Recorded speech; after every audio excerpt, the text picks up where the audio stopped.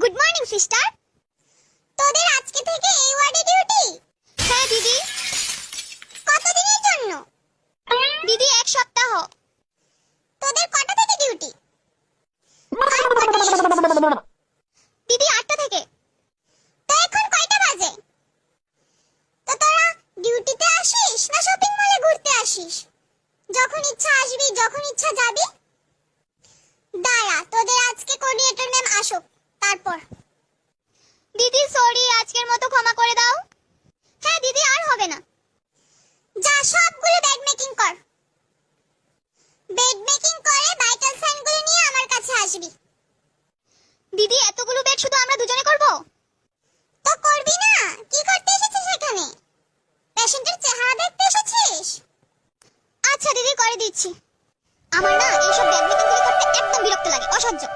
কিন্তু vital সাইনগুলো check করতে না অনেক ভালো লাগে। হ্যাঁ দেখ না, আমাদের নিজেদের বেডগুলি কত অবুঝালো থাকে, আর এদিকে এতগুলো বেড মেকিং করতে বলেছে। ভাত ভালো লাগে না। স্যালারিগুলি যেন আমরা পাই, একটু সুন্দর করে বললে তবুও ভালো লাগে। কি রে, ভাইটাল সাইনগুলি করেছিস? দে তো দেখি। না দিদি, আমরা এইমাত্র বেড মেকিং গুলো শেষ করেছি। কি, তোদের এখনো হয়নি? হবে কি করে, তোরা শুধু আড্ডা দিস। না দিদি, আমরা আড্ডা দিইনি। আবার মুখের উপর কথা, ডিউটি করতে রে কর, না হলে যা। আজই তোদের নামে কমপ্লেইন করব। দে নাম আর রোল নাম্বারগুলি দে। আজ তোদের ম্যাম আসুক, কাজের নাম নেই, কিছু শেখার নাম নেই, শুধু তর্ক, মুখে মুখে তর্ক। কিচ্ছু তো পারিস না। দিদি, আমরা এক্ষুনি ভাইটাল সাইনগুলো করে দিচ্ছি।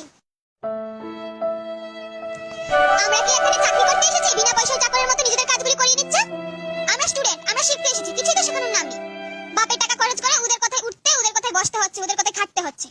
যেমন ওদের স্যালারিটা আমরা গুনি, স্যালারিটা থেকে কিছু টাকা খরচ করে আমাদের তো খাওয়াবেও না, আবার ওদের কাজগুলি করে দিতে হবে।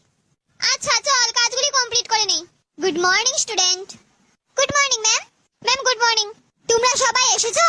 হ্যাঁ ম্যাম। আজকে কি কি কাজ করলে দেখি, ডায়েরিটা দাও। ম্যাম আমরা তো ডায়েরিতে কিছুই লিখিনি।